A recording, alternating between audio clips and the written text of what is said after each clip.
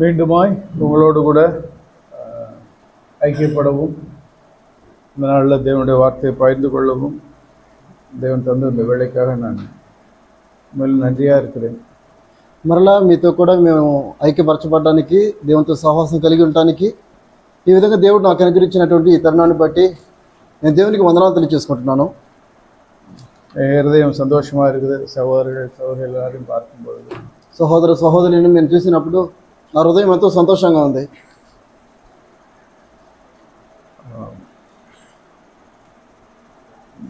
மனுஷர்களாய் படைக்கப்பட்ட நாம், మనుషులుగా సృష్టించబడిన మనము, நமக்கு மனத்தாழ்மை என்பது ஒரு தெரிந்தெடுக்கக்கூடிய ஒரு சாய்ஸ் அல்ல. మనకి దీనత్వము అనేది మనము ఎంచుకోదగిన ఒక నిర్ణయం కాదు. பிலிப்பியர் 2ஆம் அதிகாரத்தில் ఫిలిప్పీయులకు రాసిన పత్రిక 2వ అధ్యాయము 8వ వచనం, 8వ వచనము. Philippians chapter 2 verse 8. ఫిలిప్పీయులకు రాసిన పత్రిక 2వ అధ్యాయము 8వ వచనము. அதில் எப்படி போட்டிருக்குன்னா, அவர் மனுஷ ரூபமாய் காணப்பட்டு, ఇక్కడ రాయబడి ఉంటుంది, ఆయన ఆకారమందు మనుష్యుడిగా కనబడి. இயேசுகிறிஸ்து தேவன், యేసుక్రీస్తు దేవుడు பரலோகத்தில் தேவனாய் இருந்தார். పరలోకంలో దేవుడిగా ఉన్నాడు. இப்போ பூமிக்கு வந்திருக்கிறார். ఇప్పుడు భూమి మీదకి వచ్చి ఉన్నాడు. மனுஷ ரூபமாய், நம்மை போல மனுஷ ரூபமாய் அவர் பூமிக்கு வந்திருக்கிறார். అయితే ఆకారాన్ని బట్టి స్వరూపాన్ని బట్టి మరి మనుషుడిగా ఈ లోకానికి దిగొచ్చి ఉన్నాడు. அவர் மனுஷ ரூபமாய் காணப்பட்டபடினால அவர் செய்த காரியம் என்ன அப்படின்னா, தம்மை தாமே தாழ்த்தினார். అయితే ఆయన మనుష్య స్వరూపాన్ని కలిగి ఈ లోకానికి వచ్చిన కారణాన్ని బట్టి తను చేసిన విషయం ఏంటంటే తను తగ్గించుకున్నాడు. ஆண்டவர் தான் நமக்கு மாதிரி. ప్రభువైన యేసుక్రీస్తు ప్రభువారు మాత్రమే మనకు మాదిరి. ஸோ மனுஷராக இருக்கிற நாம் ஒவ்வொருவரும் நாம் தெரிந்து கொள்ள வேண்டிய இடம் ஒரு தாழ்மையான இடம். మనుషులుగా జీవిస్తున్న మనము ప్రతి ఒక్కరము మనం ఎంచుకోవాల్సిన ఒక నిర్ణయము, ఒక దీనత్వము. ஏதோ ஒரு நாள் நான் தாழ்மையாக இருந்தேன், ఏదో ఒక దినం నేను దీనుడిగా ఉన్నాను, ஸோ அது போதும் அப்படிங்கிறதல்ல. ఇది చాలు అనేటువంటిది కాదు. தொடர்ந்தேச்சியாக நான் தாழ்மையாக இருக்கணும். நாம் ஒவ்வொருவரும் కొనసాగింపుగా మనము దీనులమే ఉండాలి. ఒక్కొక్కరము சொல்லப்பட்டிருக்கிறது, அவர் மனுஷ ரூபமாய் காணப்பட்டு மரண பரியந்தம், మనుషుల పోలికగా పుట్టి మరణ పర్యంతం తమ్மை తాழ்த்தினார். ఆకారం ముందు మనుషులు కనబడి మరణం పొందినంతగా మరణ పర్యంతం కూడా ఆయన తను తగ్గించుకున్నాడు. சிலுவையின், அதாவது சிலுவையின் மரண பரியந்தமும் கீழ்ப்படிந்தவராகி தம்மை தாழ்த்தினார். అనగా సిలువ మరణం పొందినంతగా తగ్గించుకున్నాడు, విధేయత చూపించాడు. தேவனுடைய வார்த்தைகளுக்கு பிதாவுக்கு கீழ்ப்படிந்து தம்மை தாழ்த்தினார். దేవుని వాక్యానికి తండ్రికి లోబడి తగ్గించుకున్నాడు. தனக்கு மேல இருந்த அதிகாரத்துக்கு தன்னை கீழ்ப்படுத்தி தன்னை தாழ்த்தி கீழ்ப்படிந்து தன்னை தாழ்த்தினார். తనకు పైన అధికారానికి విధేయత చూపించి తగ్గించుకున్నాడు. நம்முடைய கிறிஸ்தவ வாழ்க்கைக்கு இது மிக மிக முக்கியமான ஒரு கீ. క్రైస్తవ జీవితానికి ఇది అత్యంత ప్రాముఖ్యమైనటువంటి తాళపు చెవి. பரலோக ராஜ்யத்திற்குள்ள நீங்களும் நானும் நுழையணும் அப்படின்னா இந்த கீ நமக்கு அவசியம். పరలోక రాజ్యంలో నీవు నేను ప్రవేశించాలంటే ఈ యొక్క తాళపు చెవి అనేది ఖచ్చితంగా మనకు అవసరం. அந்த மனத்தாழ்மை என்னும் கீ, తగ్గింపు అనేటువంటి ఈ యొక్క తాళపు చెవి பரலோகத்தில் மாத்திரம் இல்ல, தேவனுடைய ராஜ்யம் இந்த பூமியில அப்படின்னு சொல்லப்படுறது என்னன்னா தேவனுடைய சபை. పరలోకంలో మాత్రమే కాదు, కానీ దేవుని రాజ్యం అని చెప్పబడేటువంటి ఈ యొక్క సంఘంలో కూడా,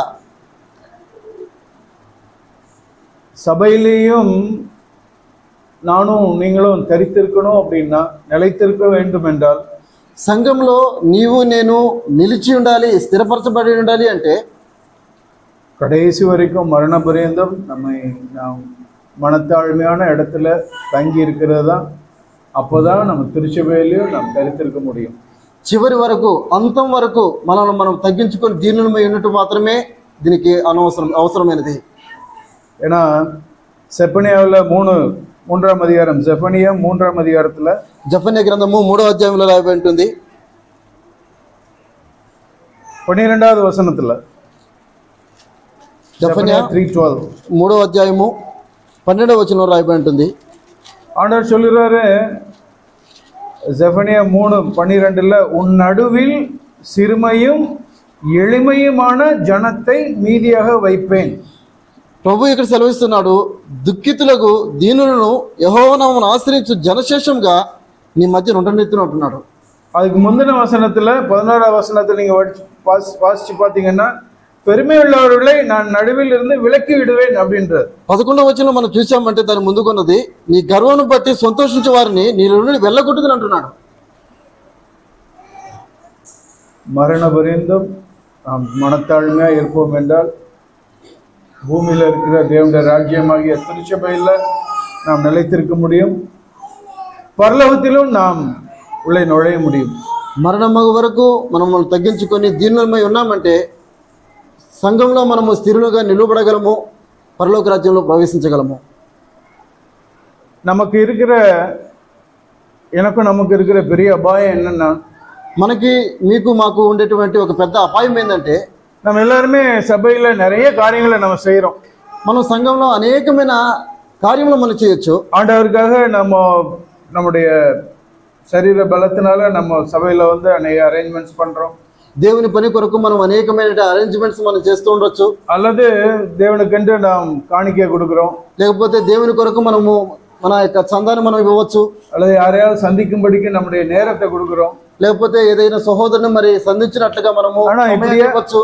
இப்படியே நாம் అనేక కార్యங்களை దేవునికంటే செய்கிற பொழுது, ఈ విధంగా మనం అనేకమైన కార్యములు దేవుని యొక్క సేవ కొరకు మనం చేస్తున్నప్పుడు அதிகமாய் நாம் பிரயாசப்படுகிற பொழுது, అధికంగా మనము ఇంకా ప్రయాసపడుతూ ఉంటున్నప్పుడు நமக்குள்ள நம்ம அறியாமலேயே தேவனுடைய ஆசீர்வாதங்களுக்கு நான் பாத்திரவான் என்கிற எண்ணம் நமக்குள்ள வந்துவிட முடியும். మనకి తెలియకుండానే మనం ఏమనుకుంటున్నామంటే దేవుని యొక్క ఆశీర్వాదానికి నేను పాత్రుడను అనుకుంటున్నాము. நம்முடைய மூத்த சகோதரன் அநேக பரிசுத்தவான்கள் சொன்ன ஒரு காரியம் என்ன அப்படின்னா, அதை நம் மனதில் நாம் நிறுத்தி கொள்ள வேண்டும்.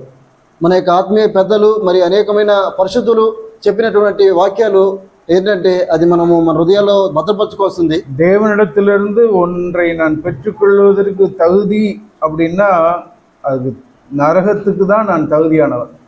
దేవుని దగ్గర నుంచి నేను ఏదైనా పొందుకోవటానికి నేను పాత్రుని అనుకుంటే అది దేనికి పాత్రునంటే నేను నరకం మాత్రమే నేను పాత్రుని. அதை மறந்துடவே கூடாது. అది మనం ఎప్పటికీ మర్చిపోకూడదు. ஆண்டவருக்காக நம்ம அநேக காரியங்களை செய்கிறது நிமித்தம் நான் ஏதோ தேவனிடத்திலிருந்து நன்மையை பெற்றுக்கொள்வதற்கு நான் பாத்திரவான் என்கிற எண்ணம் நம்ம இடத்துல வந்துடவே கூடாது. దేవుని కొరకు మనం ఏదో అనేక కార్యములు చేసినంత మాత్రాన మనము దేవుని దగ్గర నుంచి నేను ఆశీర్వాదాలు పొందుకోవటానికి నేను పాత్రుని నేను అనుకోకూడదు.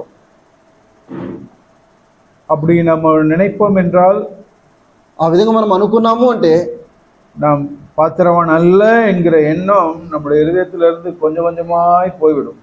నేను పాత్రను కాదు అనేటువంటి ఆ యొక్క స్వభావము మన హృదయం నుంచి కొంచెం కొంచెంగా దూరం అవటం మనం చూస్తాం. ஆரம்பத்தில் நாம் ஆண்டவரிடத்தில் வருகிற பொழுதோ அல்லது சபைக்கு வருகிற பொழுதோ, ఆరంభంలో మనము దేవుని దగ్గరికి వస్తున్నప్పుడు లేకపోతే సంఘంలోకి వస్తున్నప్పుడు ஐயோ நான் பாத்திரவானே அல்ல, అయ్యో ఈ సంఘంలో ఉంటే నేను పాత్రనే కాదు, நான் எவ்வளவு பெரிய பாவி, అయ్యో నేను ఎంత ఘోరమైన పాపిని, ஆண்டவரே நீங்க என்ன தெரிந்து கொண்டீங்களே, అయ్యో ప్రభా నీవు నన్ను తెలుసుకున్నావా, நான் இதுக்கெல்லாம் பாத்திரவானே அல்ல ஆண்டவரே, నీ పాత్రనే కాదు ప్రభా, என்னை காட்டிலும் நல்லவங்க எல்லாம் இருக்கிறாங்க இந்த உலகத்துல, నాకంటే మంచివారు ఎంతో మంది ఉన్నారు ఈ లోకంలో, என்னை காட்டிலும் நீதிமான்கள் இருக்கிறாங்க, నాకంటే నీతిమంతులు ఎంతో మంది ఉన్నారు, ஆனா அவங்களெல்லாம் விட்டுட்டு பாவியாக என்ன தெரிந்து கொண்டீங்களே அப்படின்னு சொல்லிட்டு நம்ம எல்லாருமே வந்து நான் பாத்திரவான் அல்ல என்கிற எண்ணம் நமக்கு நிறையவே இருக்கும். వారందరి కాదని మరి నీవు నన్ను తెలుసుకున్నావే, నన్ను ఎరిగి ఉన్నావే అని మనల్ని మనం తగ్గించుకొని ఆ దినాల్లో మనం ఉండి ఉండొచ్చు.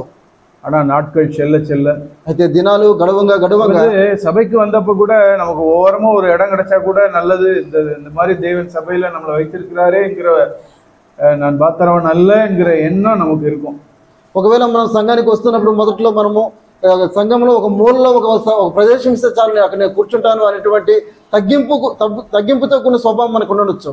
ஆனா நாட்கள் செல்ல செல்ல, అయితే దినాలు గడవంగా ஒரு தேவனுடைய கிருபையினால ஒரு சில பாவங்களை நாம் ஜெயிக்கிற பொழுது, దేవుని కృపను బట్టి కొన్ని పాపాలు మనం జయించి ఉండగా, அல்லது நாம் நிறைய సభையில காரியங்களை நாம் செய்கிற பொழுது, లేక మనము సంఘంలో అనేకమైన కొన్ని కార్యములు మనం చేస్తూ ఉన్నప్పుడు, ஆண்டவருக்காக உதாரத்துவமாய் நாம் கொடுக்கிற பொழுது, దేవుని కొరకు మనము మరి యథార్థంగా మనం అన్ని ఇస్తూ ఉంటున్నప్పుడు நம்மளை அறியாமலே ஒரு எதிர்பார்ப்பு வந்துவிடும் என்றால், మనకోకుండానే ఏదో ఒక ఎదురుచూపు మనకు ఉంది అంటే, அந்த எதிர்பார்ப்பு என்னிடத்துல நம்மிடத்துல இருக்கும் என்றால் நான் பாத்திரவான் என்கிற எண்ணம் எனக்குள்ள நமக்குள்ள வந்துருச்சு. అటువంటి ఎదురుచూపు ఏదైనా మన దగ్గరికి వస్తుంది అంటే, నాలో ఉంటుంది అంటే, మనం తెలియకుండా మనకి నేను పాత్రులను అనేటువంటి స్వభావానికి నీవు దిగజారిపోయావు. ஆவிக்குரிய பெருமை அது ஒரு ஒரு காற்று போல நம்மளை தாக்காது.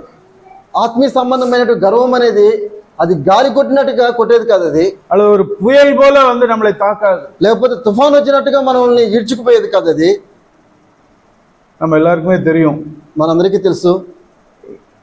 இந்த இந்த రూమ్ எல்லாம் அந்த ஹாலே அப்படியே க்ளோஸ் பண்ணிட்டு நம்ம போயிருந்தாலும், ఈ యొక్క రూమ్ అంతటిని ఈ యొక్క ప్రదేశం అంతటిని మనము మూసివేసి మనం పోయినప్పటికీ కూడా, ஒரு வாரம் கழிச்சு அடுத்த ஞாயிற்றுக்கிழமை நீங்க இங்க வந்தீங்கன்னா తర్వాత వారం వచ్చి మనం చూసామంటే அப்படியே டஸ்ட் படிஞ்சிருக்கு. అదే విధంగా దాని మీద ధూళి మరి எங்க இருந்து ఉండడం చూస్తాం.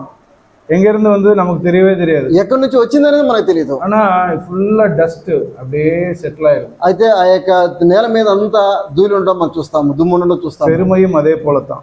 గర్వం అనేది అదే విధమే. நம்மள அறியாமையே அப்படியே ஏதோ காற்று போல புயல் அடிச்சதுன்னா நமக்கு தெரியும். మనం అనుకోకుండానే అది ఒక గాలి వస్తే మనకు తెలుస్తుంది. அது மண்ணையும் தூசியும் அள்ளி வாரி கொட்டும். అది దుమ్ము కానీ ధూళి కానీ మరి లేపి తీసుకొని వస్తుంది. பட் நான் மூடி வச்சுட்டு போயிருந்தாலும் மண் அப்படியே டஸ்ட், இந்த துகள் டஸ்ட் எப்படி செட்டில் ஆகுதோ அதே போல என்னுடைய ஆவியில நம்முடைய ஆவியில பெருமை அப்படியே ஸ்லோவா செட்டில் ஆகும். అయితే ఈ యొక్క రూమ్ని మరి ఏ విధంగా మనం అంతా మూసివేసిపోయినప్పటికీ ఆ యొక్క దుమ్ము ధూళి ఏ విధంగా మరి నేల మీద ఉంటుందో అదే విధంగా ఈ యొక్క గర్వం కూడా మనకు తెలియకుండానే అంటుకొని ఉంటుంది.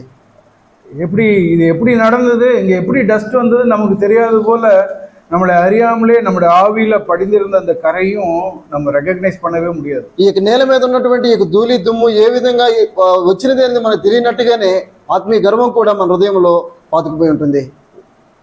உணர்வோடு கூட ஆண்டவரே என்னிடத்தில் நன்மை ஏதும் வாசமா இல்லை, பெருமையுள்ள மாம்சம் தான் என்னிடத்துல இருக்கிறது என்கிறதை நாம் உணர்ந்து, அந்த ஆங்கிலத்தில் சொல்லுவாங்க இந்த ஏர் ஆஃப் சுப்பீரியாரிட்டி, என்னை குறித்து உயர்வா எண்ணுகிற எண்ணங்கள் அப்படியே ஒரு காற்று மண்டலம் போல நம்மளை சுற்றி இருக்கும்.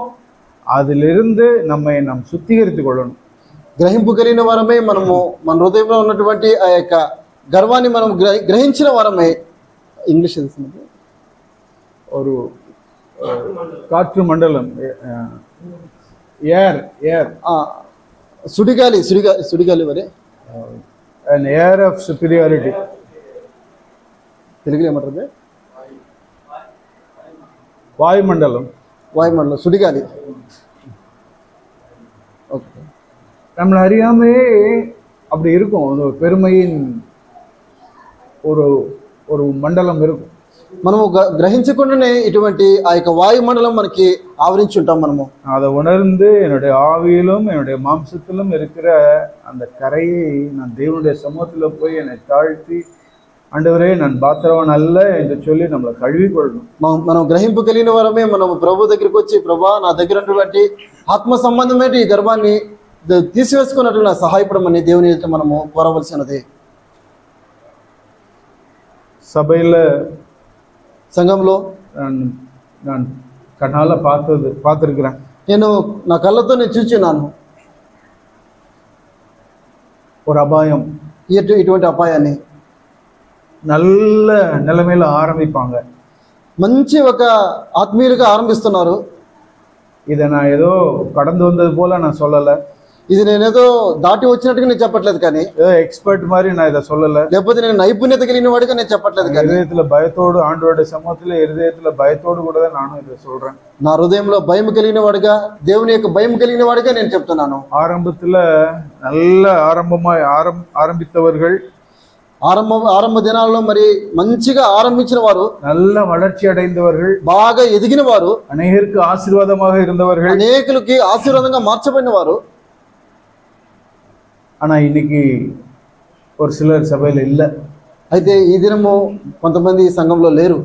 என்னை காட்டிலும் அதிகமா ஆவிக்குரிய முதிர்ச்சி அடைந்தவர்கள், నాకంటే కూడా ఆత్మ సంబంధమైన విషయాల్లో ఎంతగానో ఎదిగిన వారు, என்னை காட்டிலும் அநேகருக்கு ஆசீர்வாதமா இருந்தவர்கள். నాకంటే కూడా అనేకమైన వారికి ఆశీర్వాదంగా ఉండిన వారు. அதுதான் எனக்கு பயம். ఇది నాకు భయంగా ఉంది. ஆண்டவரே, இதே வீழ்ச்சி எனக்கும் வந்துவிட முடியும். ప్రభా, ఇదే ఓటమిని నేను చవి చూడవలసి వస్తుంది. தேவன் அவங்களை விலக்கிடுவார். దేవుడు అతనిని పక్కకు పెట్టేస్తాడు. அது யாரா இருந்தாலும் சரி, தேவனிடத்துல பாரபட்சம் இல்லை. అది ఎవరైనప్పటికీ కూడా దేవుని దగ్గర పక్షపాతం లేదు. என்னிடத்துல பெருமை வந்து நான் பாத்திரவான் என்கிற எண்ணம் இருந்தது அப்படின்னா தேவன் என்னை கை விரிச்சிருவார், என்னை கழட்டி விட்டுருவார். నా దగ్గర గర్వపడేవాడికి నేను ఉన్నానంటే దేవుడు అనుకోకుండా నన్ను పక్కన పెట్టడం మనం చూస్తాం. సో அதெல்லாம் எனக்கும் நமக்கும் பாடமா இருக்கட்டும். అవన్నీ కూడా మనకి ఒక దృష్టాంతాలుగా పాఠాలుగా తీసుకోవాలి. எப்பொழுதும் ஆண்டவரே நான் பாத்திரவான் அல்ல என்கிற எண்ணம் நம்முடைய இதயத்துல எப்பொழுதும் நாம் பதித்து வைத்திருப்போம். ఎల్లప్పుడూ మనము దేవుని ముందుగా ప్రభా నేను పాత్రని కాదు అనేటువంటి మనస్తత్వం కలిగిన వారంగా మనం ఉండాలి. ஆண்டவர் சொல்வார், ప్రభు చెప్తాడు, கிரேட் ஃபெய்த் அப்படிம்பாரு, பெரிய உன்னுடைய விசுவாசம் பெரியது அப்படிம்பாரு. నీ యొక్క విశ్వాసం గొప్పది అంటున్నాడు. விசுவாசம் பெரியது அப்படின்னா என்ன அர்த்தம்? నీ విశ్వాసం గొప్పది అంటే ఏంది అర్థము? அவங்க நிறைய அற்புதங்களை செஞ்சிருவாங்க, ஆண்டவரை காட்டி நிறைய அற்புதங்களை செய்வாங்களா? ప్రభు కంటే కూడా అధికమైనటువంటి అద్భుతములు చేసిన వారు, அல்லது ஆண்டவர் மாதிரி நல்ல பிரசங்கம், பவர்ஃபுல்லான பிரசங்கம் பண்ணுவாங்களா? లేకపోతే మన ప్రభువు మరి శక్తివంతమైన ప్రసంగాలు చేసిన వారా? அதனால அவங்களுடைய விசுவாசம் பெரியதா? ఆ విధంగా వారి యొక్క విశ్వాసం గొప్పదైందా? ஆயிரமான பேர் ஆண்டவர் இடத்துல மனம் திரும்பும்படிக்கு வழி நடத்தினாங்களா? அதனால அவங்களுடைய விசுவாசம் பெரியதா? వేవేల మందిని మరి దేవుని దగ్గరికి నడిపించిన కారణాన్ని బట్టి వారి యొక్క విశ్వాసం గొప్పదైనదా? எது விசுவாசம்? பெரிய விசுவாசம். వారి యొక్క విశ్వాసంలో గొప్ప విశ్వాసం అంటే ఏంటి? மத்தேயு 8ஆம் அதிகாரம், మత్తయి సువార్త 8వ అధ్యాయము 8ஆம் அதிகாரத்துல ஆரம்பத்துல இருந்து 1ஆம் வசனத்துல இருந்து நம்ம பார்த்தோம் அப்படின்னா அங்க ஒரு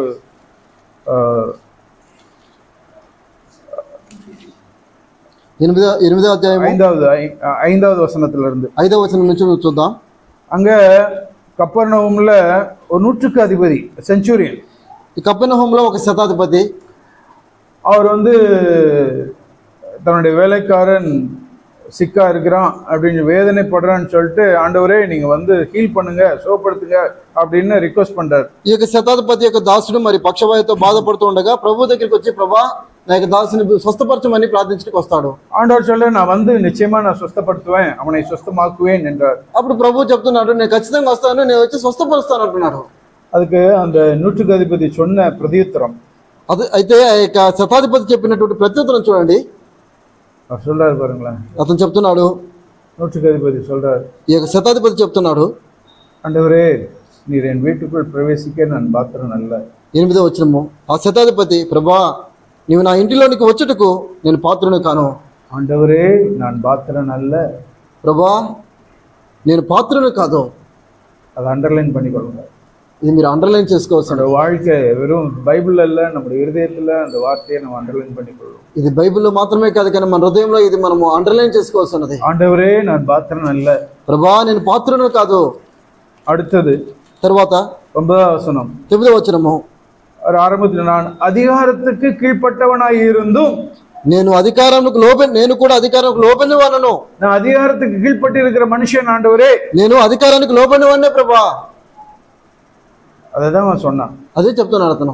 அவர் சொல்றாரு, நீ கீழ்ப்பட்டு இருக்கிற சேவகர் உண்டு, நான் ஒருவனை போனா போறான், இன்னொரு வாடுறான், வேலைக்காரனை இதை செய்யறான்.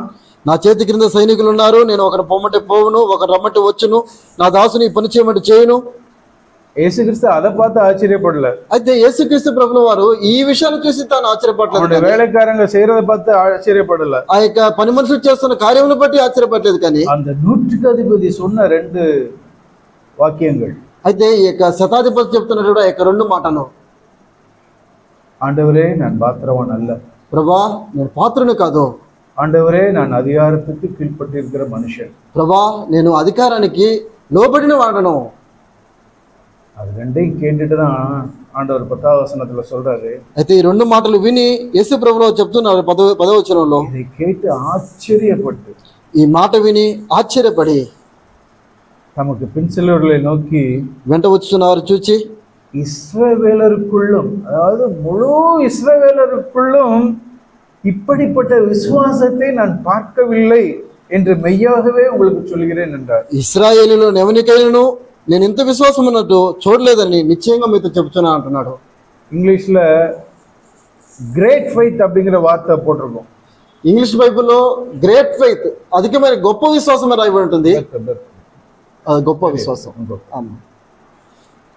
இப்படிப்பட்ட விசுவாசத்தை காணவில்லை, ఇటువంటి విశ్వాసాన్ని చూడలేదు. సో గ్రేట్ ఫెయిత్, గొప్ప విశ్వాసంனா என்னது? ఈ గొప్ప విశ్వాసం అంటే ఏంటిది? ஆண்டவரே நான் பாத்திரவன் அல்ல, నేను పాత్రుని కాదు, நான் அதிகாரத்துக்கு கீழ்ப்பட்ட மனுஷன், నేను అధికారానికి లోబడిన మనుషుని. நீங்க எத்தனை பேர் பர்గర్ பார்த்துருக்கீங்கன்னு தெரியல. సరే బఫెలో பர்கர் మీరు ఎంతమంది బర్గర్ చూసారో తెలియదు. பர்கர் எப்படி இருக்கும்? கீழே ஒரு பிரெட் இருக்கும், பன் இருக்கும், மேலே ஒரு பன் இருக்கும். బర్గర్ ఏ విధంగా ఉంటుంది? కింద ఒక బ్రెడ్ ఉంటుంది, పైన ఒక బ్రెడ్ ఉంటుంది, நடுவில் మధ్యలో நல்ல டேஸ்டியான ஒரு చికెనో அல்லது ఏదో ஒன்று இருக்கும். మధ్యలో మరి ఆ యొక్క రుచికరమైనటువంటి చికెన్ కానీ మరి ఏదైనా దానికి తగిన స్టఫ్ ఉంటుంది. ஆண்டவர் அதான் பார்க்கிறார். மேலே இருக்கிற நான் பாத்திரவான் அல்ல, పైన ఉన్నవాడు నేను పాత్రుని కాదు, அடுத்தது கீழே இருக்கிற కింద ఉన్నవాడు ஆண்டவரே ప్రభా அதிகாரத்துக்கு கீழ்ப்பட்டவன், నేను అధికారానికి లోబడినవాడిని. இது ரெண்டுத்துக்கு இடையில இருக்கிறது தான் பெரிய விசுவாசம். ఈ రెండింటికి మధ్యలో ఉన్నదే గొప్ప విశ్వాసము. நாம் எப்படி பர்கரை ருசிச்சு சாப்பிட்றோமோ தேவன் அந்த விசுவாசத்தை பார்த்து ఆశ్చర్యపడ్డారు. మనం ఏ విధంగా ఈ యొక్క బర్గర్ని మరి రుచికరమైనదిగా మనము ఆస్వాదించి మనం తింటామో అదే విధంగా యేసుక్రీస్తు ప్రభువు వారు ఈ యొక్క విశ్వాసాన్ని చూసి గొప్ప విశ్వాసం అంటున్నారు. இது ஏதோ நம்ம வேணும்னா வச்சுக்கலாம், இல்லாட்டி விட்டுடலாம் அப்படிங்கிற அல்ல. ఇది ఏదో ఉంటే ఉండొచ్చు లేకపోతే పర్లేదు అన్నట్టు కాదు. இது சீரியஸான மேட்டர். ఇది తీవ్రమైన విషయం ఇది. ஏன்னா 11வது வசனத்துல சொல்றார், ఎందుకంటే 11వ వచనం చెప్తున్నాడు, மத்தேயு 8:11 మత్తయి సువార్త 8వ అధ్యాయం 11లో చెప్తున్నాడు, அநேகர் கிழக்கிலும் மேற்கிலும் இருந்து வந்து பரலோக ராஜ்யத்தில் ஆபிரகாம், ஈசாக்கு, யாக்கோபு என்பவர்களோட பந்தியிருப்பார்கள்.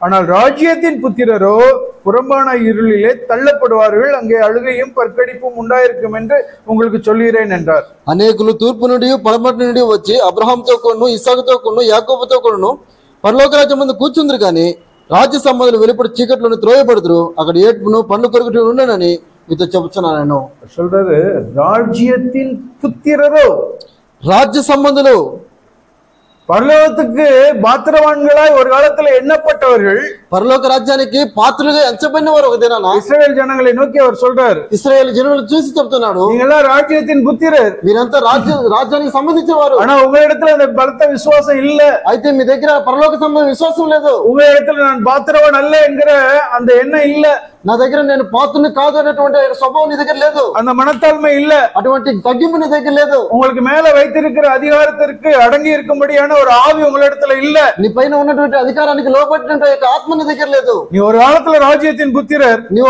ఒక దినాన్ని నీవు రాజ్య సంబంధుడు, ஆனா இந்த பெரிதான விசுவாசம் உங்களிடத்துல இல்ல, అయితే ఈ యొక్క గొప్పదైనటువంటి విశ్వాసం నీ దగ్గర நான் பாத்திரவான் அல்ல என்கிற எண்ணம் இல்ல, నేను పాత్రను కాదు అనేటువంటి స్వభావం నీ దగ్గర లేదు, அதிகாரத்துக்கு உட்பட்டவன் என்கிற எண்ணம் இல்ல, నేను అధికారం లోబడిన వాడిని అనేటువంటి స్వభావం నీ దగ్గర లేదు. நீ உங்களுடைய பார்வையில நீங்க ராஜாக்களை போல இருக்கிறீர்கள், మీ యొక్క హృదయానికి మీ యొక్క స్వభావానికి మీరు రాజులుగా మీరు ప్రవర్తిస్తున్నారు.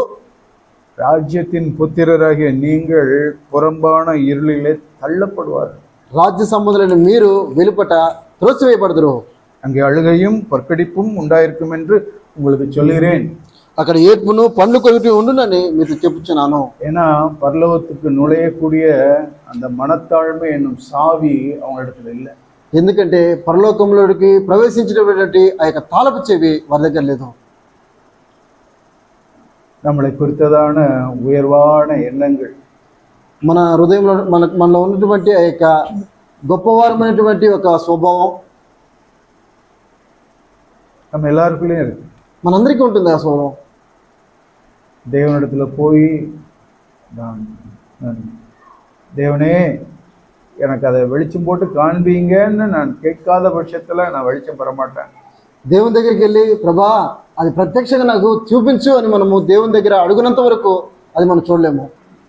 அதை அவர் காண்பிக்கிற பொழுது, உணர்த்துகிற பொழுது ஆழமா மனம் திரும்பி, ஆண்டவரே நான் பாத்திரவன் அல்ல, அந்த இடத்துக்கு நான் வந்துடணும்.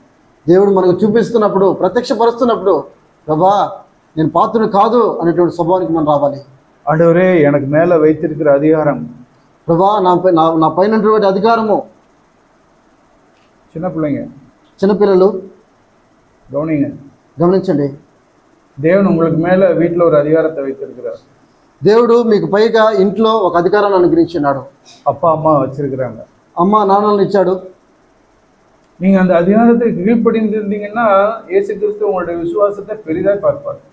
ఈ యొక్క అధికారానికి మీరు లోబడిన వారుగా ఉన్నారంటే మీ విశ్వాసాన్ని గొప్పగా దేవుడు చూస్తాడు. நீங்க அந்த அதிகாரத்துக்கு எதிர்த்து நிற்பீர்கள் என்றால், ఆ యొక్క అధికారాన్ని మీరు ఎదురు తిరిగారంటే, ஆண்டவர் சொன்னார், அழுகையும் பற்கடிப்பும் உள்ள புறம்பான இருளிலே தள்ளப்படுவார்கள். ప్రభు చెప్పాడు, ఏడ్పును పండ్లు కొరుకుటి అక్కడ ఉండు అంటున్నాడు. நரகம் தான், அது வேற ஒண்ணும் అది నరకమే, వేరేం కాదు. அழுகையும் பற்கடிப்பும் உள்ள இடம் பரலோகம் அல்ல. ఏడ్పు పండ్లు కొరుకుట అనే స్థలము నరకమే కానీ இருளான இடம் பரலோகம் அல்ல. చీకటి కలిగిన ప్రదేశము పరలోకం కాదు. நரகம் தான் அப்படி இருக்கும். అది నరకమే అట్లా ఉంటుంది. அதனாலதான் ஆண்டவர் எச்சரித்தார். అందుకనే ప్రభు హెచ్చరిస్తున్నాడు, நீங்க எல்லாம் ராஜ்யத்தின் புத்திரர்கள். మీరంతా కూడా రాజ్య సంబంధులు. நம்ம இருக்கிற எல்லாருமே ராஜ்யத்தின் புத்திரர்கள். ఇక్కడ ఉన్న వారందరూ కూడా మరి రాజ్య సంబంధులు. ஆனா இந்த ஆவி என்னிடத்துல இல்லை என்றால், இல்லை என்றால், అయితే ఇటువంటి స్వభావం నా దగ్గర లేదు అంటే, ஆண்டவரே நான் பாத்திரவான் அல்ல, ప్రభా నేను పాత్రుని కాదు, ஆண்டவரே நீர் எனக்கு மேல் வைத்திருக்கிற அதிகாரத்துக்கு நான் கீழ்பட்டு இருக்கிறேன். ஆண்டவரே, ప్రభా నీవు మాకు అనుగ్రహించినటువంటి పై అధికారానికి నేను లోబడి ఉండాలి. நாம் సోదిக்கப்படுகிற வேளையில, మనం శోధించబడుతున్న సమయంలో நாம் இந்த விசுவாசத்தை நாம் பற்றிக்கொள்வோம். ఈ యొక్క విశ్వాసాన్ని మనం పొందుకోవాలి. பெரிதான விசுவாசம், ఇది గొప్ప విశ్వాసం. தேவனுடைய பார்வையில பெரிதா இருக்கிற அந்த விசுவாசம், దేవుని యొక్క దృష్టిలో గొప్పగా ఎంచబడేటువంటి విశ్వాసం. நம்ம ஆரம்பிக்கும் போது நல்லதான் ஆரம்பிச்சோம். మనం ఆరంభించేటప్పుడు మంచిగా ఆరంభించవచ్చు. ஒரு சில உதாரணங்களை வேதத்திலிருந்து நான் காண்பிக்க விரும்புகிறேன். కొన్ని ఉదాహరణలు మీకు మరి వాక్యాలను చూపించాలనుకుంటున్నాను. எசேக்கியா ராஜாவை நாம் அறிவோம். హిజ్కియా రాజా గురించి మీరు ఎరిగి ఉన్నారు. எசேக்கியா ராஜா 2 நாளாகமம் 2 దినవృత్తాంతాల గ్రంథము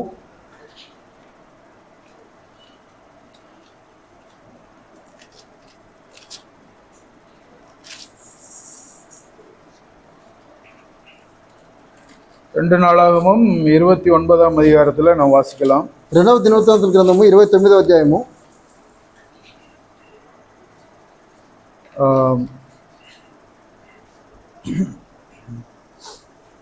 இங்க நாம் பார்க்கிறோம், எசேக்கியா வாழ்க்கையிலிருந்து நாம் நிறைய காரியங்களை நாம் கற்றுக்கொள்ள முடியும். హిజ్కియా జీవితం నుంచి మనము అనేకమైన కార్యాలను మనము నేర్చుకోవచ్చు. எசேக்கியா ராஜா எப்படின்னா ஆண்டவருக்காக, ஆண்டவருடைய ஆலயத்துக்காக எதை வேணாலும் செய்யறதுக்கு ரெடியா இருந்தார். హిజ్కియా యొక్క జీవితంలో తను ఏ విధంగా ఉండేవాడంటే, ప్రభు కాగా ప్రభు యొక్క పని కొరకు ఏది చేయడానికైనా తాను సమర్పణ కలిగిన వాడుగా ఉన్నాడు. அதிகமாய் செய்தார், అధికంగా చేశాడు. ஆலயம் மூடப்பட்டு இருந்தது, தேவனுடைய ஆலயம். దేవుని యొక్క ఆలయము మూసివేయబడినది. அவங்க அப்பா ஆகாஸ், తన యొక్క తండ్రి అయినటువంటి ఆహాజ్ ద్వారా, அவங்க தாத்தா யோதாம், తన యొక్క తాతయ్య అయినటువంటి యోతాము వల్ల அவங்க எல்லாம் ஆலயத்தை பூட்டி போட்டாங்க. వారందరూ కూడా ఆలయమును మూసివేసి ఉన్నారు.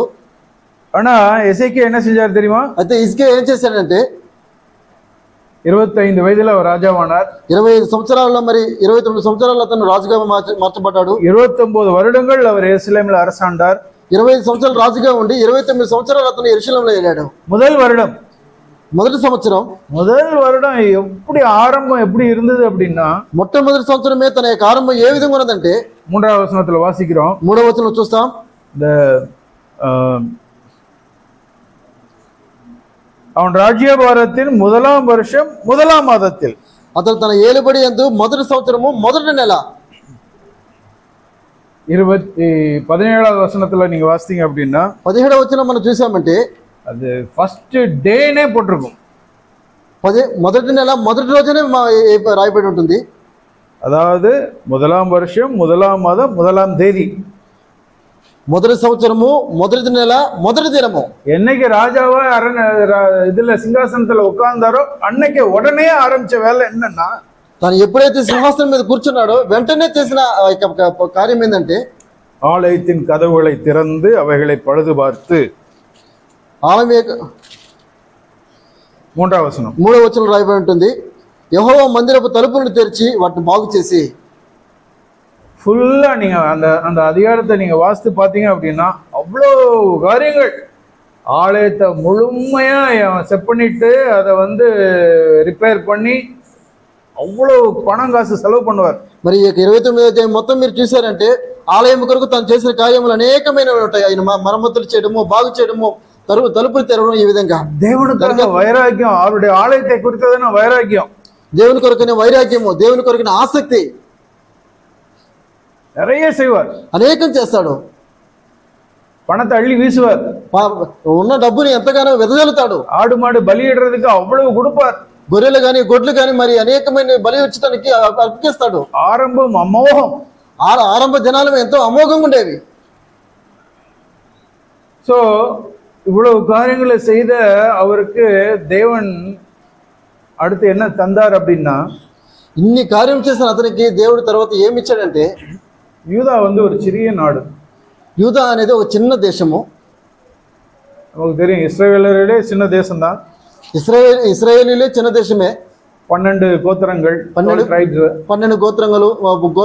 அதுல யூதாவுக்கு வந்து 2 గోత్రం தான். అయితే యూదాలో మాత్రం 2 గోత్రములు ఉంటాయి. చిన్న కంట్రీ, చిన్న ఒక దేశం అది.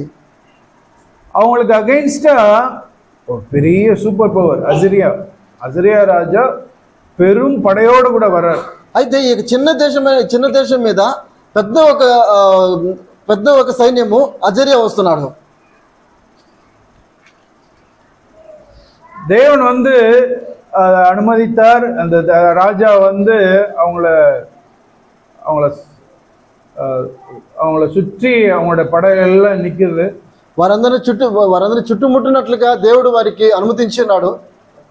ఎసేకియాకి என்ன செய்யறதுன்னு தெரியல. అయితే ఇజికియా రాజుకి ఏం చేయాలని తెలియలేదు. దేవుని தேடுறாரு, దేవుని వెతుకుతున్నాడు, தன்னை தாழ்த்துறாரு, తాను తగ్గించుకుంటున్నాడు. தேசத்தை எல்லாத்தையும் சொல்லி நீங்க நம்ம தேவனிடத்துல நம்ம ஜெபம் பண்ணலான்றாரு. దేశమంతటి చెప్పి మనం దేవుని దగ్గర ప్రార్థిద్దామంటున్నాడు. உடனே ஏசாயா தீர்க்கதரிசி அவன் வாழ்ந்த நாட்கள்ல இருந்தாரு. அவரிடத்துல போய் இப்படி வந்திருக்குதா, என்ன செய்யலாம் அப்படின்னு கேட்கிறாரு. ఆ దినాల మరి యెషయా ప్రవక్తగా ఉన్నాడు. మరి ఆయన దగ్గరికి పంపించి మేము ఏం చేయాలని అడుగుతున్నాడు.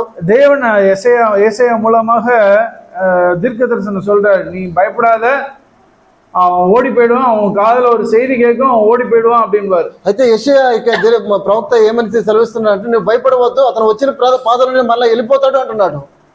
ஆனா வெறுமனே அவன் ஓடி போல, பெரிய வெற்றியே அவனுக்கு கிடைச்சது. అయితే తాను పరిగెత్తి వెళ్ళిపోలేదు, కానీ ఎంతో గొప్ప మరి జయాన్ని సాధించాడు అతను. 1,85,000 సోల్జర్, 1,81,000 మంది సైనికులు. ஒரு சின்ன நாடு, ఒక చిన్న దేశము, சூப்பர் பவர், గొప్ప బలము. நான் அதை எப்படி பார்த்தேன்னா நமக்கு தெரியும், இப்போ ஸ்ரீலங்கா சின்ன கண்ட்ரி, మనకు తెలుసు శ్రీలంక అనేది ఒక చిన్న దేశము. అమెరికా பவர்ஃபுல், சூப்பர் பவர், అత్యంత పటిష్టమైన దేశము. ஆனா 2 பேத்துக்கு சண்டை நடக்கிறப்ப ஸ்ரீலங்கா வந்து அமெரிக்காவை வந்து பயங்கரமான வெற்றி அவங்க கிடைச்சிது அப்படின்னா எப்படி இருக்கும்? ఇప్పుడు వీటి రెండింటికి మధ్య మరి యుద్ధం జరుగుతున్నప్పుడు శ్రీలంక పటిష్టమైనటువంటి అమెరికా దేశాన్ని ఘోరంగా ఓడించింది అనుకోండి. சின்ன தேசம் ஸ்ரீலங்கா அமெரிக்காவுடைய 1,85,000 சோல்ஜர்ஸை கொலை பண்ணிட்டாங்க அப்படின்னா, சாகடிச்சிட்டாங்க அப்படின்னா எவ்வளோ பெரிய வெற்றி.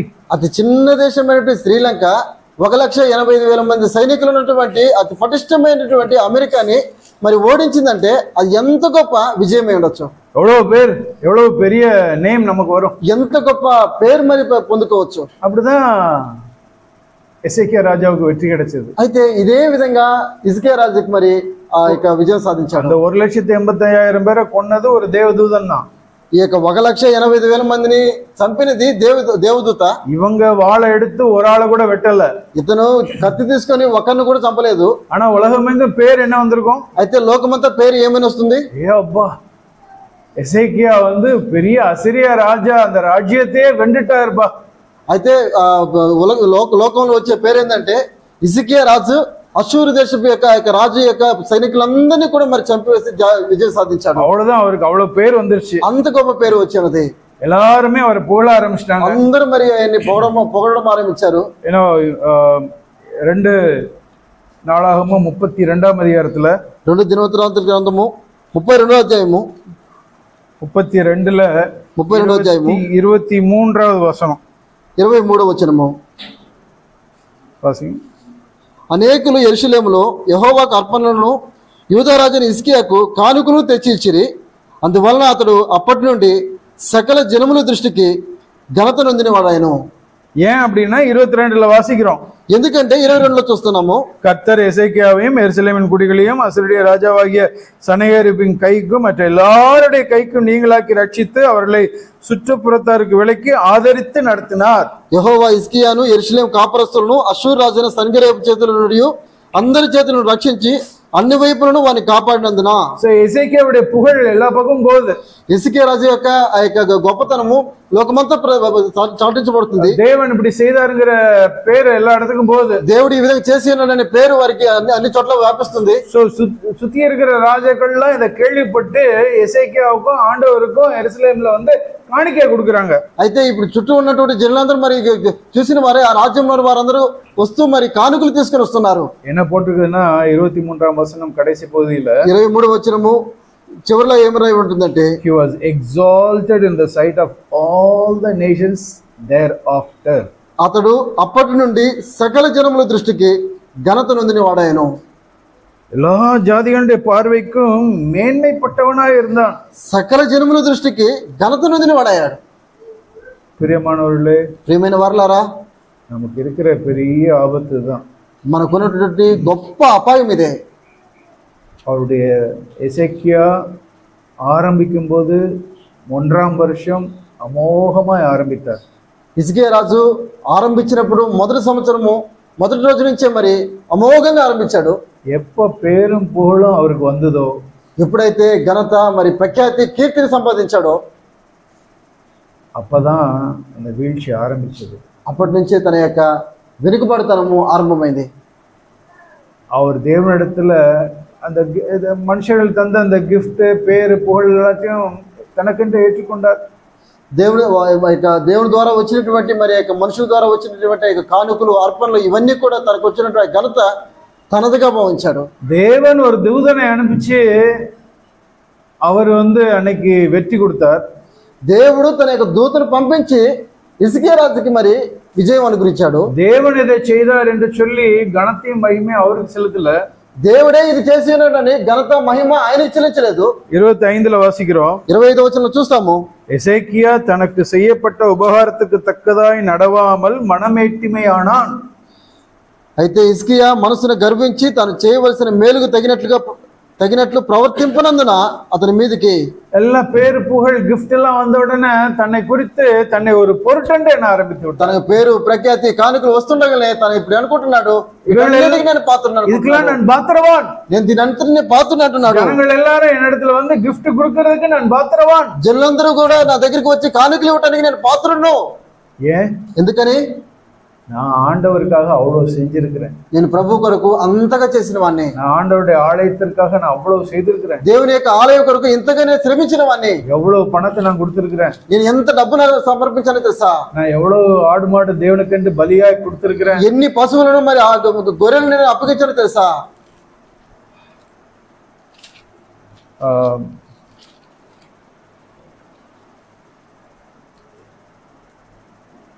ஒரு இடத்துல நான் வாசிக்கிறோம். ఒక ప్రదేశంలో మనం చూస్తాము,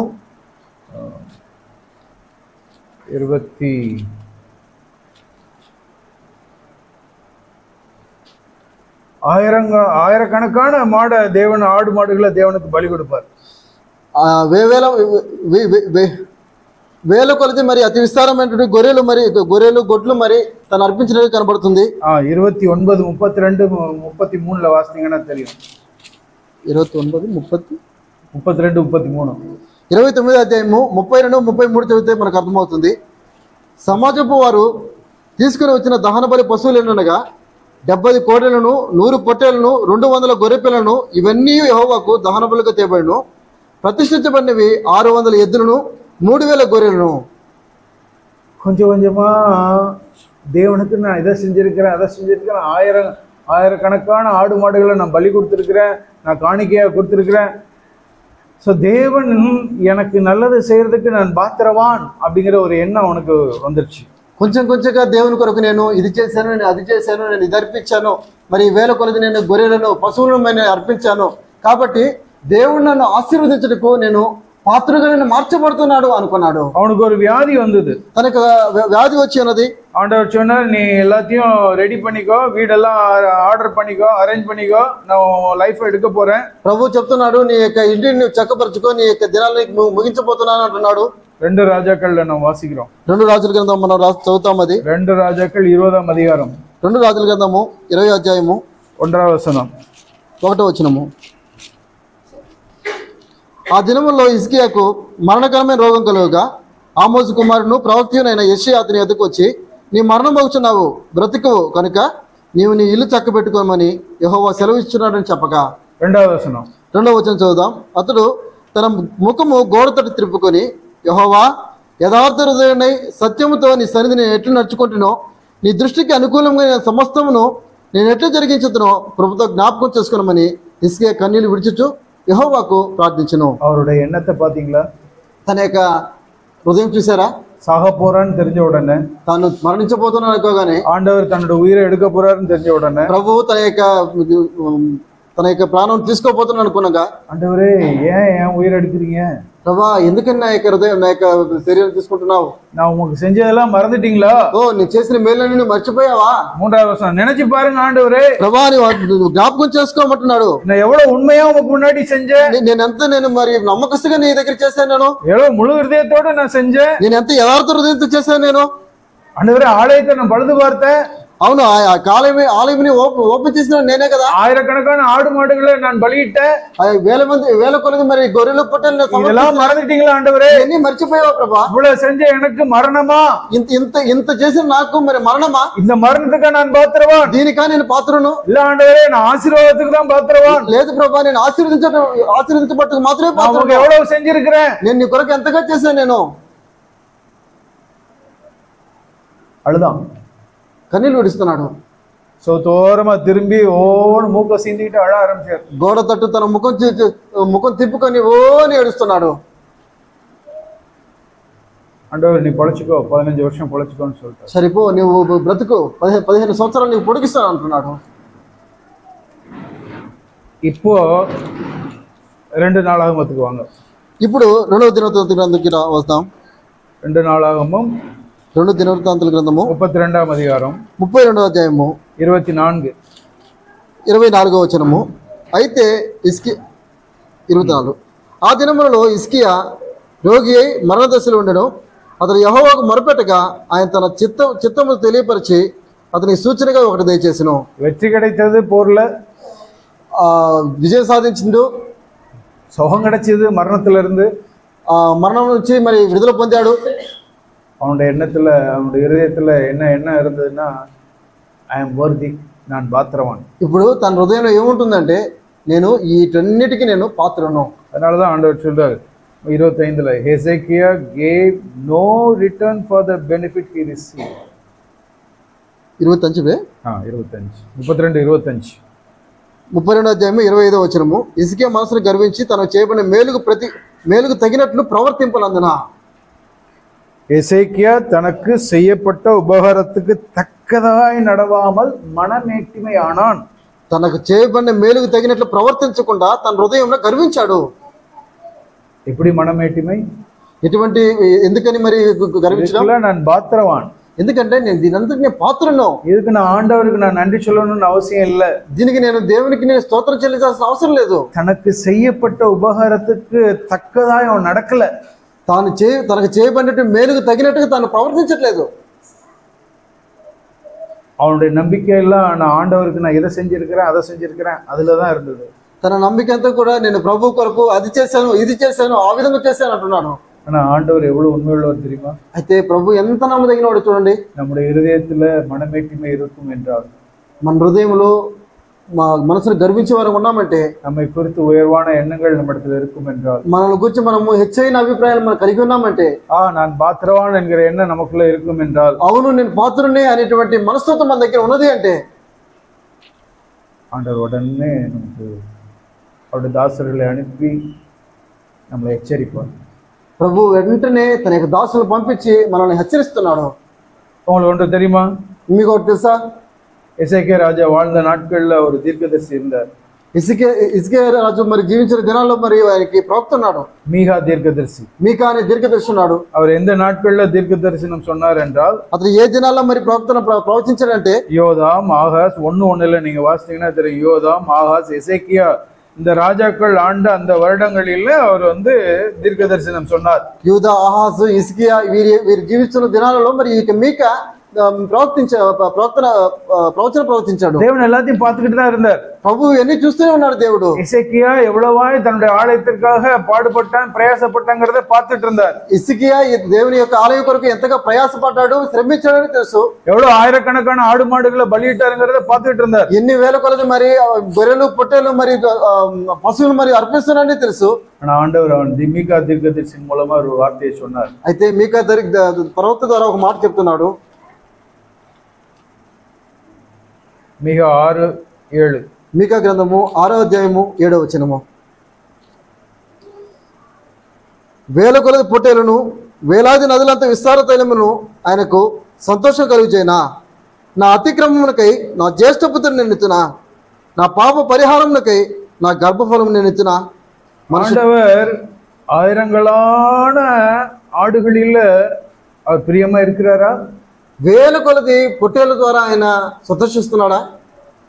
மீகா தீர்க்கதரிசி 3 ராஜாக்கள் இருந்த பொழுது தீர்க்க தரிசனம் சொன்னார். ఈ మీకా ప్రవక్త 3 రాజులు ఉన్నప్పుడు ప్రవచించాడు. యోతాము, ఆహాజు, இவங்க 2 பேருமே யாரும் பலியிடல தேவனுக்கு. అయితే వీరిద్దరూ మరి దేవుని కొరకు బలి ఇచ్చిన వారు కాదు. எசேக்கியா தான் பலியிட்டார்.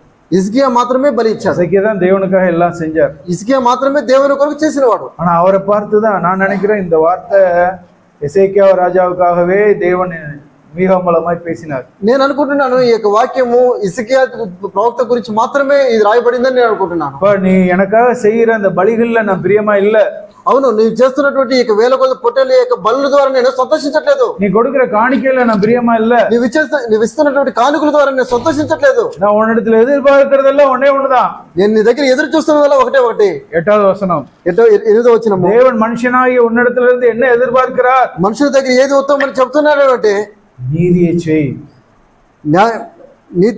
న్యాయంగా నడుచుకునుట, న్యాయத்தை செய், న్యాయంగా నడుచుకునుట, లవ్ కైండ్నెస్, కనికరమును ప్రేమించుట, walk humbly with your God, దీన మనసు కలిగి దేవుని ఎదురు ప్రవర్తించుట. அப்பா நான் உன்னிடத்துல காணிக்க எதிர்பார்க்கலப்பா. నీ దగ్గర కానుకలు నేను ఎదురు చూడట్లేదు. நீ எனக்காக இதை செய்ய அதை செய்யுங்கிறது நான் அதை எதிர்பார்க்கல. నీ దగ్గర నీవు నా కొరకు అది చేయి ఇది చేయి నేను ఎదురు చూడట్లేదు. நீ மனத்தாழ்மையா இருக்கணும்பா. నువ్వు దీనుడుగా ఉండు. நீ மனத்தாழ்மையா என்ன சேவிக்கணும். నీవు దీన మనసు కలిగి నా ఎదురు ప్రవర్తించు. நீ ஆரம்பிக்கும் போது மனத்தாழ்மையா தான் ஆரம்பிச்ச. నీవు ఆరంభించినప్పుడు మరి ఎంతో దీనుడుగా నీవు ఆరంభించావు. ஆனா இப்ப நீ அப்படி இல்லையே. నీవు ఇప్పుడు ఆ విధంగా లేవే. நீ உன்னை குறிச்சு உயர்வா என்ன ஆரம்பிச்சிட்டியே. నిన్ను గురించి నీవు ఎంతగానో హెచ్చుగా నీవు ఆలోచిస్తున్నావే. உன்னை பாத்திரவான் என்று ஆரம்பித்து விட்டாயே. నీవు పాత్రుడుగా నీవు అనుకుంటున్నావే. இருதயத்துல நீ பெருமையா ஆயிட்ட. నీ హృదయంలో నీవు గర్విస్తున్నావు. என்ன நடந்தது? ఏం జరిగింది? ஒரு துக்கமான வார்த்தையை நான் வாசிக்கிறோம். దుఃఖమైనటువంటి ఒక వాక్యం మనం చూస్తున్నాం. 31వ వచనం. 2 నాలుగు 32 31. 2వ దినవృత్తాంత గ్రంథము 31వ వచనము 31వ అధ్యాయము 32 31. 32వ అధ్యాయము 31వ వచనము வாசிக்கிற கடைசியில அவன் இருதயத்தில் உண்டான எல்லாவற்றையும் அறியும்படி அவனை சோதிக்கிறதற்காக தேவன் அவனை கைவிட்டார். 2వ దినవృత్తాంతుల గ్రంథము 32వ అధ్యాయం 31వ వచనము చివరి రాయబడుతుంది, అతని హృదయంలోని ఉద్దేశమంతా తెలుసుకునవలనని దేవుడు అతనిని విడిచిపెట్టెను. ஒரு கோபாக்கினை தேசத்துக்கு எதிராக வருகிறது என்கிறதை கண்டு பயந்து பயத்த நிமித்தம் அவன் எல்லாவற்றையும் ஆண்டவருக்காக செய்தான். ఒక ఉగ్రత, ఒక మహోగ్రత మరి వేరే దేశం నుంచి తన మీదకి వస్తుందనే ఒక భయము కూడిన వాడి దేవుని ఎదురు ప్రవర్తించాడు. அவங்க அப்பாவும் அவங்க தாத்தாவும் செய்த அக்கிரமத்தின் நிமித்தம் நிறைய அவங்களுக்கு எதிராக தேவனுடைய கோபாக்கினை இருந்தது. తన యొక్క తాత, తన యొక్క తండ్రి చేసినటువంటి అనేకమైన అక్రమాల కారణంగా దేవుని యొక్క ఉగ్రత వారి మీద ఉన్నది. ஐயோ தேவனுடைய கோபாக்கினை வந்துவிடக் கூடாதே என்று சொல்லி தன்னை ஆலயத்துக்காக தேவனுக்காக எல்லாவற்றையும் అள்ளి వీసినారు. అయ్యో దేవుని ఉగ్రత మా మీద ఉండకూడదు అనేటువంటి ఒక గొప్ప వాంఛ కలిగిన వాడే మరి దేవుని యొక్క ఆలయం కొరకు మరి ఆయన యొక్క పని కొరకు ఎంతగానో సమర్పించుకున్నాడు. பயந்து செய்தார். అయితే భయపడి చేశాడు. தேவன் மேல அன்பினால செய்யல. దేవుని మీద ప్రేమతో చేయలేదు. தன்னை ஒரு தான் பாத்திரவன் அல்ல என்கிற எண்ணத்தோடு செய்யல. నేను పాత్రను కాదు అనేటువంటి మనసు కలిగిన వాడే చేయలేదు. அன்பில்லாமல் செய்தது நிமித்தம் அவனுடைய இருதயத்துல பெருமை வந்தது. ప్రేమ లేకుండా చేసిన కారణాన్ని బట్టి తన హృదయంలో గర్వాన్ని అనుమతించాడు. தேவன் அதை அவன் உணரணும் அப்படின்னு சொல்லிட்டு அவனை கைவிட்டார். దేవుడు అది అతను గ్రహించాలి అని అతను విడిచిపెట్టాడు. தேவன் அவனை கைவிட்டார்னு அங்க தமிழ்ல போட்டிருக்கு. దేవుని ఇక్కడ రాయబడి ఉంటుంది, అతను విడిచిపెట్టని రాయబడి ఉంటుంది. దేవుడు అతను విడిచిపెట్టను, ఒంటరిగా విడిచిపెట్టను. உணர்ந்து கொண்டார் ஒரு பீரியட்ல, తను గ్రహించాడు ఒక దినాన. ஆனா அவனுடைய முடிவை நீங்க பார்த்தீங்க, ஆரம்பத்தையும் முடிவையும் நீங்க கம்பேர் பண்ணீங்கன்னா, మీరు తన యొక్క ప్రారంభ జీవితాన్ని మరి చివరి జీవితాన్ని మీరు కంపేర్ చేసి చూసారంటే அவனுடைய முடிவு ரொம்ப மோசமா இருந்தது. తన యొక్క చివరి దినాలు మరి ఎంతగానో మోసకరమైనగా ఉన్నాయి. 2 రాజుల గ్రంథము 20వ అధ్యాయத்துல 20 అధ్యాయము, பாபிலோன்ல இருந்து ஒரு ராஜா வருவார். బబులోను నుంచి ఒక రాజు వస్తున్నాడు. ராஜா இல்ல, அவனுடைய அந்த ராஜா அந்த அரசுல இருந்து ஒரு சில ஆபீசர்ஸ் வருவாங்க. తన యొక్క రాజ్యాంగం నుంచి కొంతమంది మరి ఆఫీసర్స్ వస్తుంటారు. ఎజేకియావుకి గిఫ్ట్ లెటర్స్ ఎல்லாம் கொடுத்து விடுவார். ఎజేకియా రాజుకి మరి అనేకమైనటువంటి కానుకలు మరి యొక్క పత్రాలు తీసుకొని వస్తున్నారు. அவ்வளவுதான், అంతే. ரொம்ப சந்தோஷமாயிடுவார், ఎంతో సంతోషపడుతున్నారు. நமக்கு பாபிலோன் ராஜா அவரே நம்மளுக்கு அனுப்பிச்சு வச்சிருக்கிறாரா, నాకు బబులోను రాజే నా కొరకు మరి కానుకలు పత్రికలు அவரே நம்மள பெரிய ఆள பாக்குறாரா, అతనే నన్ను ఇంత గొప్ప వ్యక్తిగా చూస్తున్నాడా. பாபிலோன் அன்னைக்கு எப்படி இருந்ததுன்னா అమెరికాவும் రష్యాவும் மாதிரி பாபிலோனும் అసిరియాவும். ఇప్పుడు ఆ కాలంలో బబులోన్ ఏ విధంగా ఉండేదంటే మరి అమెరికా మరి అగ్రదేశాలైన రష్యా ఏ విధంగా, అసిరియా ஒரு సూపర్ పవర్, అషూరు పటిష్టమైన బలము, பாபிலோன் ஒரு సూపర్ పవర్, బబులోను కూడా పటిష్టమైన బలము. ஒரு பீரியடுக்கு ஒரு காலத்துல అసిరియా సూపర్ పవర్, அடுத்த இதுல வந்து బాబిలోన్ సూపర్ పవర్. ఒక కాలంలో అషూర్ దేశం బలమైన దేశం ఉండేది, ఆ తర్వాత మళ్ళా బబులోన్ బలమైనది ఉండేది. வாழ்ந்துட்டு இருக்கிறாங்க அந்த రాజ్యం. ఆ యొక్క రాజ్యం వస్తుంది. அங்க இருந்து இவ்வளவு பெரிய கிஃப்டா, అక్కడ నుంచి ఎంతో గొప్పగా కానుకలా. அவர் என்னை குறித்து புகழ்ந்து కవిதை எல்லாம் எழுதியிருக்கிறாரு. నన్ను గురించి మరి పొగిటి గణపరిచి మరి పత్రికలు పంపిస్తున్నాడా. அப்படியே కాదు கொடுத்து கேட்டார். అది మరి చెవి తెరిచి మరి విన్నాడు. 13వ వచనத்துல 13వ వచనం చూస్తున్నాం. ఎజేకియా లిసన్ టు దెం, ఎజేకియా దూతలు వచ్చి విని,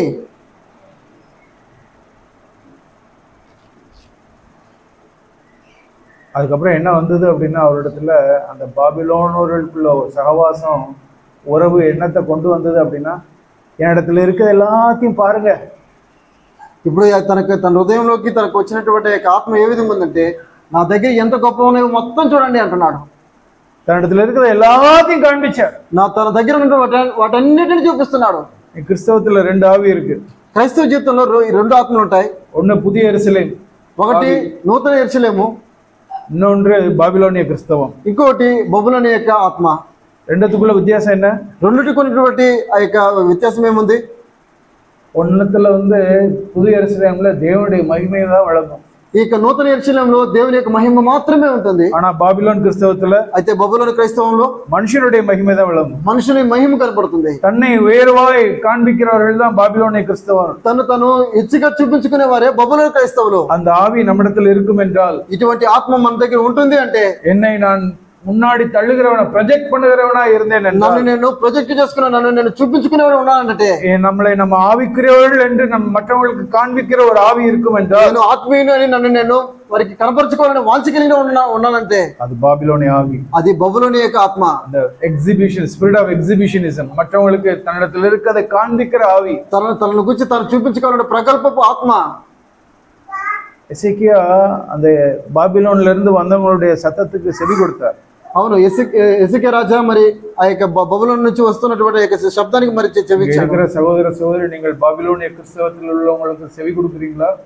ఇక్కడున్న సహోదర సహోదరులు మీరు మరి బబులోని యొక్క ఆత్మకు క్రైస్తవానికి మీరు చెవినిస్తున్నారా? இன்னைக்கு இருக்கிற டெலிவிஷன்ல அந்த பாபிலோனிய கிறிஸ்தவர்களுக்கு செவி கொடுக்கிறீர்களா? మరి ఇక్కడ ఉన్నటువంటి వారిలో మరి టెలివిజన్ లో ఉన్నటువంటి బాబులోని యొక్క క్రైస్తవానికి మీరు చెవినిస్తున్నారా? நம்ம செவி கொடுத்தோம் என்றால், మనము చెవినిస్తున్నాము అంటే చెవి పెడుతున్నాము అంటే, எசேக்கியா எப்படி வந்து அவன் தன்னை பொல்யூட் பண்ணி கொண்டாரோ அதே மாதிரி நாமளும் நம்மளை பொல்யூட் பண்ணி கொள்வோம். ఎస్సీకే రాజా ఏ విధంగా తను కలుషితం చేసుకున్నాడో అదే విధంగా మనము కూడా మనము కలుషితం చేసుకుంటాం. எப்படி தன்னை பொல்யூட் பண்ணாரு, ఏ విధంగా తను కలుషితం చేసుకున్నాడు, அவங்களுக்கு செவி கொடுத்தார், వారికి చెవి పెట్టాడు. பாபிலோனிய கிறிஸ்தவத்துக்கு நம்ம செவி கொடுப்போம் என்றால், ఆ యొక్క బబులోని యొక్క క్రైస్తవానికి మనం చెవిని పెట్టామంటే நம்மிடத்தில் உள்ளதை மற்றவங்களுக்கு காண்பிக்கிற ஆவிதான் நம்மிடத்துல இருந்து கிளம்பும். నా యందు ఏముందో చూడండి అనేటువంటి చూపించేటట్టు ఆత్మను మనకు కలిగి ఉంటాం. எசேக்கியா அதான் செய்தார். హిజ్కియా రాజు అదే చేశాడు. தேவன் அதை பார்த்துட்டே இருந்தார். దేవుడు చూస్తూనే ఉన్నాడు. தன்னோட ராஜ்யத்தில் உள்ளதெல்லாம் காண்பிக்கிறான் போல் இருக்கு அப்படின்ட்டு அவர் சும்மா இருக்கல. తన రాజ్యంలో ఉన్న వాటిని చూపిస్తున్నాడు కదా అనుకోలేదు. தேவன் அந்த பாபிலோனிய ஆவியை அன்றே கடிந்து கொண்டார். దేవుడు ఆ యొక్క బబులోని యొక్క ఆత్మను ఆ దినమే మరి గద్దిస్తున్నాడు. எல்லாத்தையும் காட்டினார். ఉన్న సమస్తను చూపిస్తున్నాడు. தனக்கு உண்டான எதையும் அவர் காண்பிக்காம இருக்கல. తన దగ్గర ఉన్నది ఏది కూడా చూపించకుండా వదిలిపెట్టలేదు. எல்லாத்தையும் பாருங்க, అన్ని చూడండి, நான் ఎவ்வளவு பெரியவன், నేను ఎంత గొప్పవాడిని, నా இடத்துல ఎவ்வளவு గిఫ్ట్ இருக்குது, నా దగ్గర ఎన్ని కానుకలు ఉన్నాయో చూడండి. 13 பார்க்கலாம், ஒன்றையும் காட்டாமல் இருக்குல்ல. అవును 13 చూస్తున్నాము, తనకు చూపించకుండా ఏది వదిలిపెట్టలేదు. ஆனா 14 ஆண்டவர் என்ன தெரியுமா சொன்னார்? అయితే 14లో ప్రభు ఏం చెప్తున్నారు చూడండి. உடனே ஏசாயாவை அனுப்பிச்சார். వెంటనే యెషయాను పంపిస్తున్నాడు. கேட்டாரு, అడుగుతున్నాడు, இவங்க என்ன சொன்னாங்க, మీరేం చెప్తున్నారు, எதுக்காக உன்னிடத்துல வந்தாங்க, ఎందుకని మీరు వచ్చినారు, நீ என்னத்தை கேட்ட டெலிவிஷன்ல, నీవేమి విన్నావు మరి టీవీలో, அதெல்லாம் உள்ள போச்சா, అవన్నీ నీ లోపలికి పోయాయా? சொல்றான், தூரத்து தேசத்துல இருந்துதான் வந்தாங்க. ఓ వారు దూర దేశం నుంచి వచ్చారు. நீ எல்லாத்தையும் காமிச்சியா, నువ్వు నీ దగ్గర ఉన్న వాటిని సమస్తం చూపించావా, வீட்டுல என்னத்தெல்லாம் பார்த்தாங்க, నీకు ఇంట్లో ఏమేమి చూసారు, ஆனா எல்லாத்தையும் நான் காட்டிட்டேன். ఓ నా దగ్గర ఉన్న మొత్తం, நான் எவ்வளவு பெரிய ஆளுங்கிறத நான் காண்பிச்சேன், గొప్పవాన్ని చూపించుకున్నాను.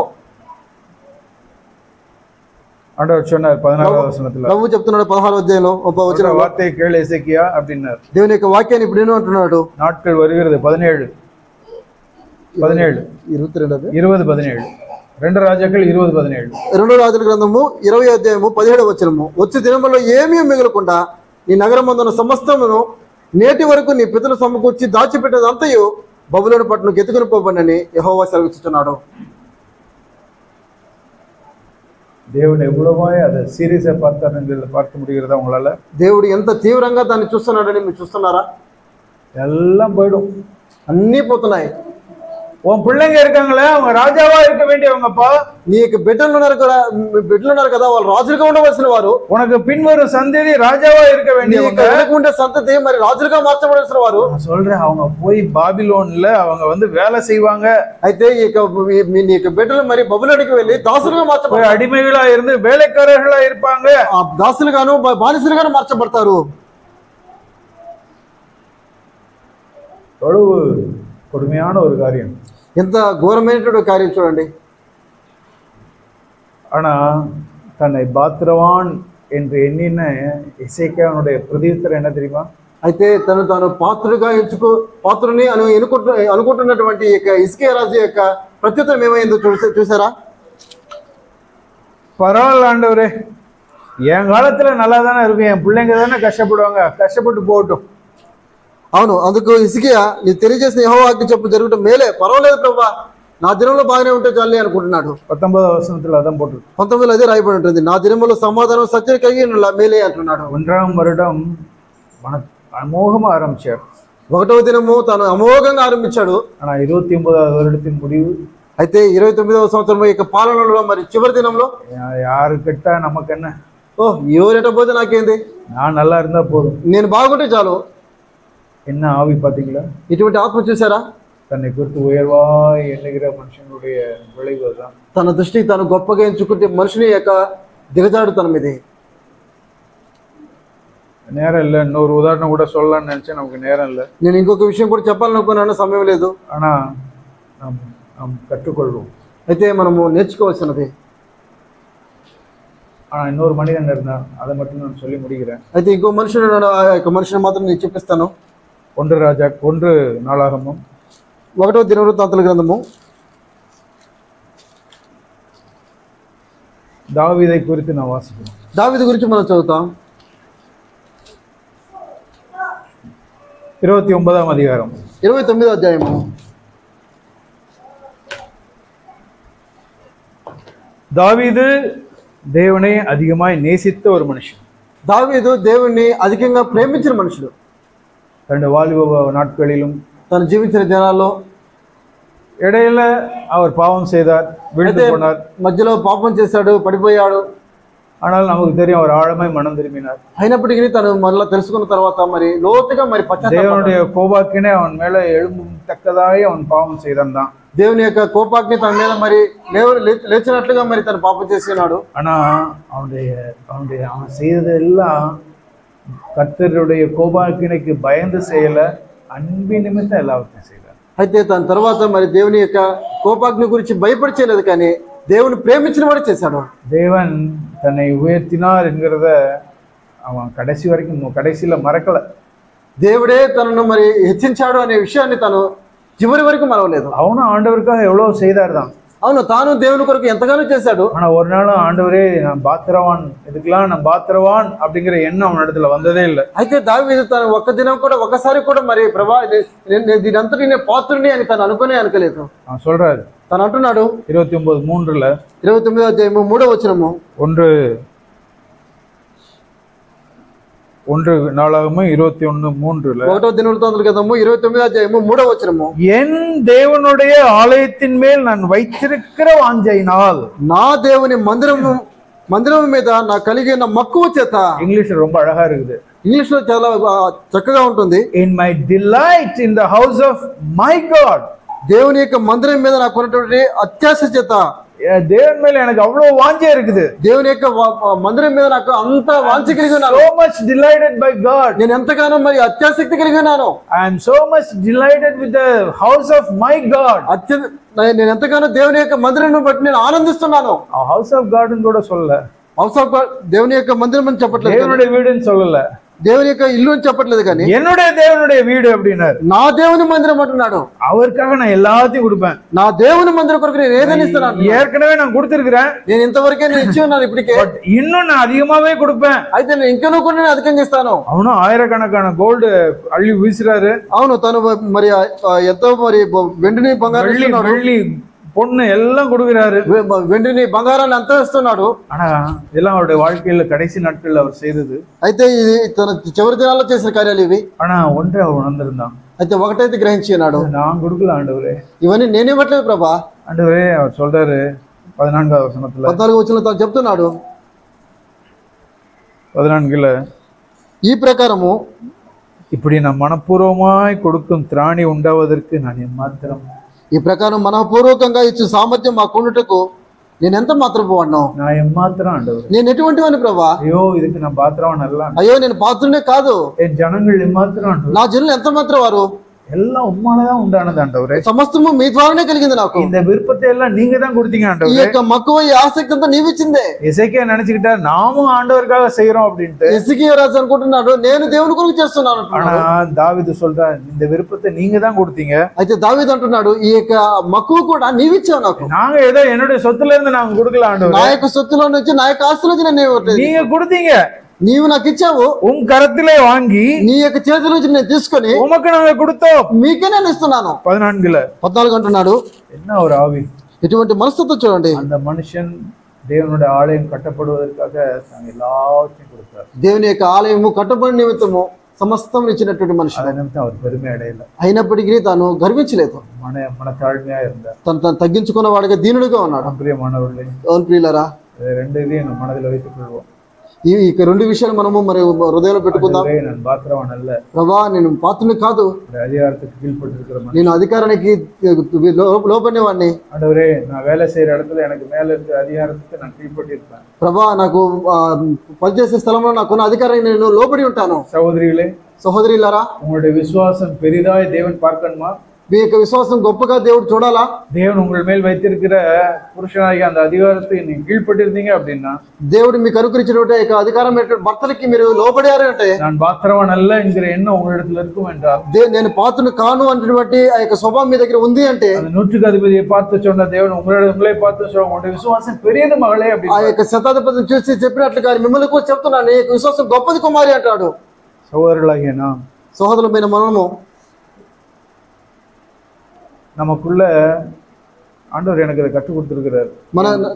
మన లోపల ప్రభువు నేర్పించింది, நான் என் மனைவி என்னை கனவானாய் நடத்தணுங்கிற எதிர்பார்ப்பு என்னிடத்தில் இருக்கும் என்றால், నేను నా యొక్క నా భార్య నన్ను ఘనంగా ఎంచాలి అనేటువంటి మనస్తత్వం మన దగ్గర ఉంది అంటే, அவங்க என்ன மரியாதை கொடுத்து பேசணும், ఆమె నన్ను మర్యాదగా మాట్లాడాలి, మర్యాదగా கொஞ்சம் குறைஞ்சிருச்சுன்னா நான் மனசு புண்பட்டுடுவேன். కొంచెం కానీ నన్ను వేరే విధంగా మాట్లాడిందంటే నేను అభ్యంతరపడతాను. அப்பேற்பட்ட இருதயம் நமக்கு இருக்கும் என்றால், అటువంటి మనస్తత్వం మన దగ్గర ఉంది అంటే, நாம் பாத்திரவான் அல்ல என்கிற எண்ணம் நம்மிடத்தில் இல்ல, నేను పాత్రను కాదు అనేటువంటి మనస్తత్వం మన దగ్గర లేదు. என் மனைவி என்னை கனம் பண்ணுவதற்கு நான் பாத்திரவான், నా భార్య నన్ను గణపరచడానికి నేను పాత్రను, அதே வீட்டுல இருக்கிற அதே எண்ணம் சபைக்கும் நான் அந்த ஆவியை கொண்டு வந்துருவேன். ఇంట్లో ఉన్నటువంటి అదే స్వభావము సంఘంలో కూడా మనకు చూపిస్తాను. సభకి நான் தான் முதல்ல வந்தேன், ఈ యొక్క సంఘానికి నేనే మొదటగా వచ్చిన, లేటా వందவங்க వీళ్ళంతా లేటుగా వచ్చిన వారు. இது என்ன அவங்க கனம் பண்ணணும், అవును వీళ్ళంతా నన్ను గణపరచాలి. வாய் திறந்து நம்ம சொல்ல மாட்டோம், మనం నోరు తెరిచి చూడం కానీ చెప్పం కానీ,